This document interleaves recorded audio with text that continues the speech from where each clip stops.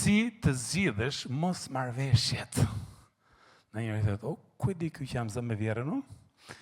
Ose ku e di që jam zë me shoqen e dhomës, të konviktit, apo shiko është si të zgjidhësh mosmarrëveshjet, konfliktet, tensionet, situatat e ngatruara, në fakt është diçka që prek gjithë grup moshat, në fazat ndryshme të jetës, edhe Bibla thot shumë gjëra për këtë gjë, shumë gjëra për këtë gjë.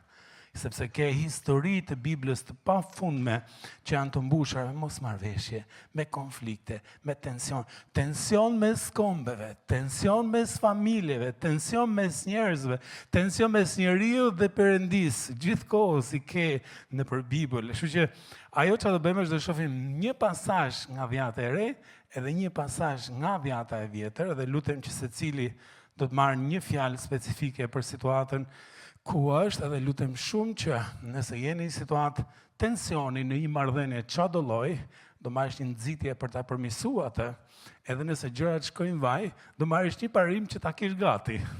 Nëse i situatë ngjashme e has rrugës. Hajde shkojmë te Vjata e Re dhe lexojmë letrën nga letra e Efesianëve.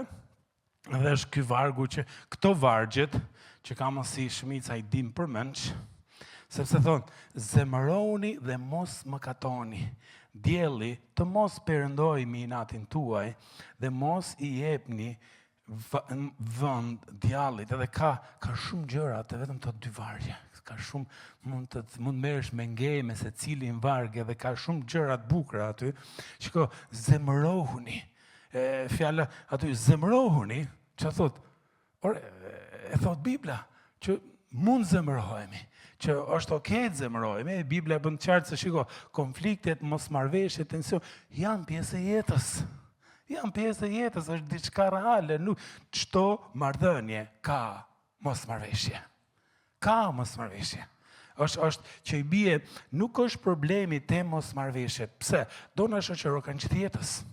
Do i pas kemi këto tensionet, në mos me kolegët, me shokët, në mos me shokët, me motrën, me vllajin, me prindrit, me familjen e madhe, me familjen e vogël, me burrin, me kalamajt, me gruan, edhe gjithë llojet e marrëdhënieve do të kenë momente, mos sot një herë, konflikte, tensione, situatat ngatruara, por kur merresh në mënyrën e duhur, siç thot shkrimi, marrëdhëniet forcohen.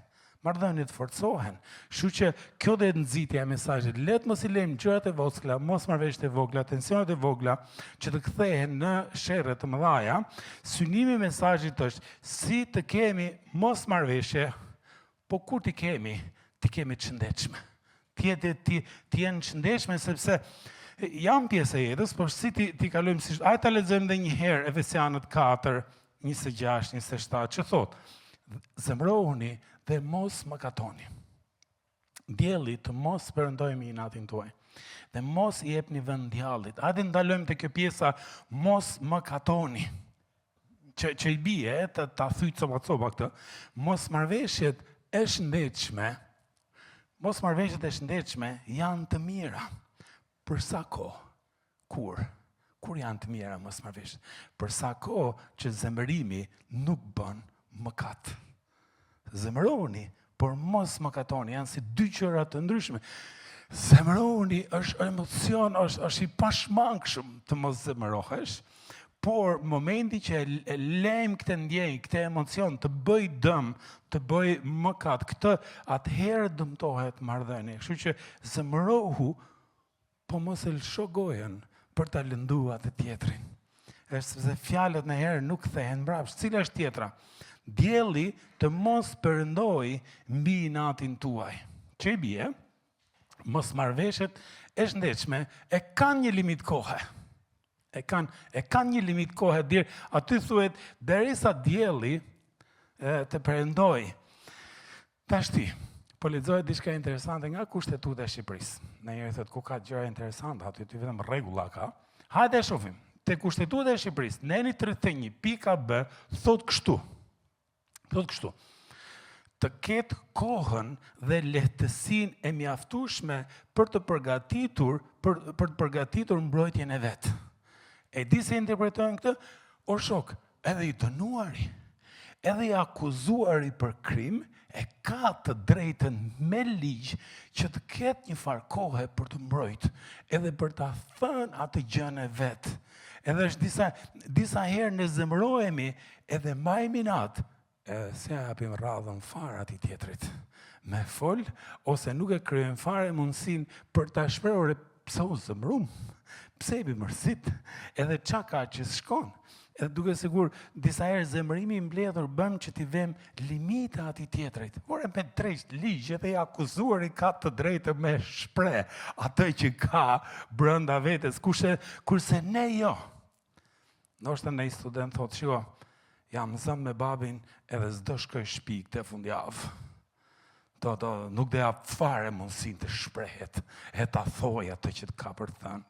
Ose ndaj çift thotë, shiko, s'më vjen shumë gjumë, po e le të flej gruaja para.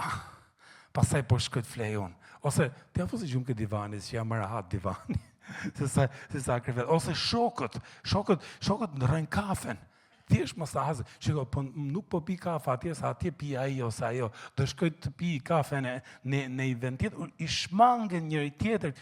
Në vend që të ulen edhe të flasim me njëri tjetër, të japim mundësi të flasë. Qa nodhi?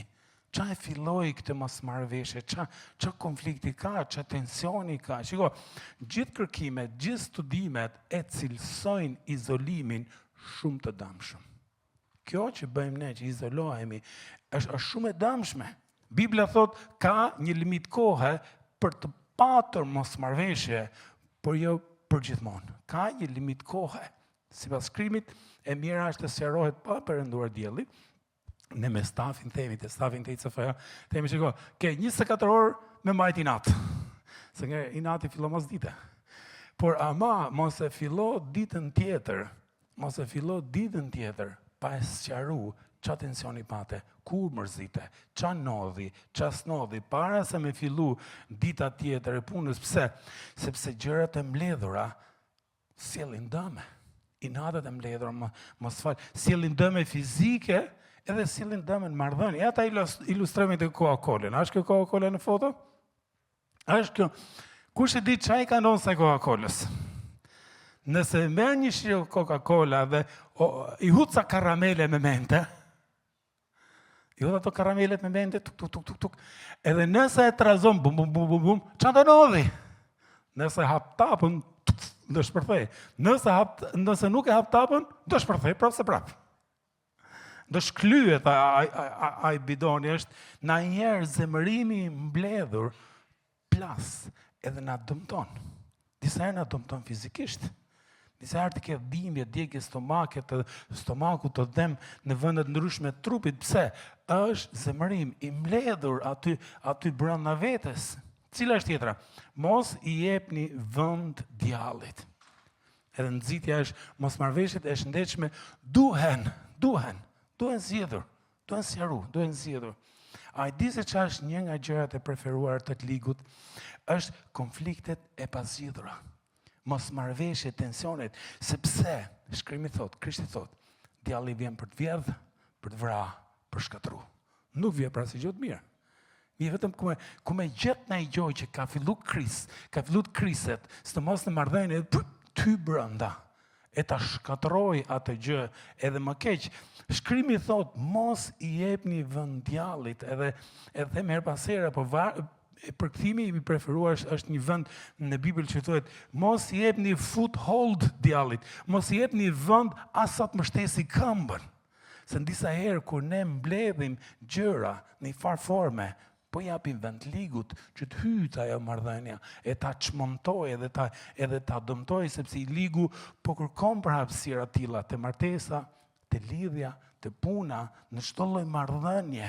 E duket sikur ai e ka radarin që sa shikon ca xixa në një konflikt, në një tension, vjen për të hedhur benzinë edhe që të marrë e zmadhohet. Shiko, duket sikur kudo në Shqipëri ligut i është dhënë hapësirë gjithanej, sepse shohim ndasi pafund, sidomos deri me një maj do zihemi e do shahemi, se deri para se të maron të Big Brother ishim duke u shajt për fancat e Big Brother njëra me tjetër, maroj kjo, ta që do shajt me fancat e Ramës edhe Salës e tjetër, duke se u ka ndasi pa fund, ndasi politike, krajinore, gjinore, ngjyre, edhe çdo lloj ndasie të mundshme, i ligu aqto. Sa të shofi një krisje, edhe sa të mështesi këmbën, edhe do pasaj të hyjë dhe ta dëmtoj atë marrëdhënie, aq sa i ligu do që të vim në pikën e t'ja heqim vizën atij personit. Janë këto fotot. A i ke ngjune herë këtë shprejen, ose ata ka thënë dikush ty, ta kam heq vizën. Ta kam heq vizën, ose atyre dua heqim vizën, ose ati, asaj, të gjithve jo kam heq vizën. Qa do thot? Në gjanë sikur, s'ka shanse që kjo marrëdhënie të riparohet ma. Nuk ka shanse që unë të fol ty, të takoj me ty, të pi kafe me ty, është sa mirë që Zotis në heq vizën. Sa mirë që Zotit nuk në heq vizën, atëhere, nësa a i na pranon kështu si që jemi, kush jemi ne që heqim viza? Edhe themi, ky bon, ky s'bon, ky bon, ky s'bon. Le t'ja gjem anën pajtimit. Sigurisht që duhen vënë ca limitesh, sigurisht që duhet një lloj përgjegjësie, përgjegjshmërie, por jo t'ja heqim vizën fare, sepse shkrimi thot 2 Korintasve 13:1. Çfarë thot? Më në fund, o vëllezër, dhe është nga fundi i letrës 2 Korintasve, kapitulli 13 është i fundit dhe janë ndër vargjet e fundit dhe Pali thot, e di se do ta përmbledhun këtë mohabet të dashur Korintas, e dashur kisha në Korint, më në fund o vëllezër dhe motra, bëni këto gjëra, gëzohuni, jeni të gëzuar, cheer up. E dyta, përsosuni, edhe në shpjegimi përsosuni ishini ndrejquni, bëni çik më të mirë. Edhe tjetra ishe ngushëllohuni, inkurajoni njëri tjetrin. Tjetra ishe jini të një mendje. Tjetra ishte jetoni në paqe, edhe duke dëshiruar dhe duke bërë këto gjëra, cili vjen çanodh, Perëndia i dashurisë dhe i paqes do të jetë me ju. Edhe di pse kjo gjë është rëndësishme sidomos për kulturën tonë. Edhe për kulturën tonë mesetare, pra ne menoj që ne kuptojmë Biblin çik më shumë se sa nordikët ose dikush tjetër. Sepse ne jemi qak nxehtë. Ne themi fjalën e fundit të parën. Ne themi të gjitha në fillimt. Pastaj bëjmë pishman dhe mendojmë radhën si duhet ta kishim thënë, si duhet ta kishim fillu, edhe shiko. Por dua shumë dhe lutem shumë që kjo s'do të ndodhë me le të jemi ndryshe kur vjen puna te mosmarrëveshjet, tensionet dhe konfliktet. Nëse ti ke një marrëdhënie të dëmtuar, dua shumë që ti kish nga ky festim duke menduar ndryshe, duke menduar së pari, duke u pajtu me faktin që shiko, çdo marrëdhënie mund të rregullohet. Çdo marrëdhënie mund të restaurohet. E ta heqim atë idenë e vizave, e nuk ekziston ai ide e vizave. Me çdo person mund të rregullohesh. Edhe shiko, është gjithë kjo pjesa e parë që ndava, është nuk ka aq vlerë, sepse duket sikur po ndaj gjëra që kanë lidhje më shumë me mendje, me intelektin, me këto gjëra. Nuk kanë vlerë nëse nuk zbresin te zemra. Nëse nuk ndryshohet zemra, edhe nëse nuk e pranojmë këtë gjë.